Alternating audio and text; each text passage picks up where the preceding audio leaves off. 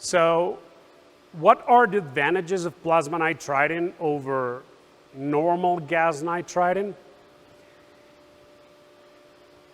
For one, plasma nitriding, as I said it before, also acts as a bombardment process. So there is a cleaning process or a sputtering process in which we create an ion bombardment of the part, and that mechanically cleans the part's surface, ensuring that we will have a surface which is ready to be nitrided. It cleans oxides, it cleans greases, it cleans residues from other previous processes. This is one advantage.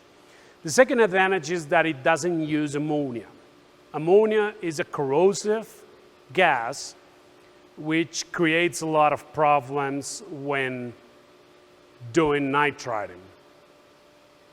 The third advantage is that the plasma itself heats up the parts to a certain level, especially with this technology where we have a hot weld system. So the plasma helps us get the parts to temperature, but also sustain the parts' temperature inside the process. So it's a very efficient way of heating up the parts to process temperature.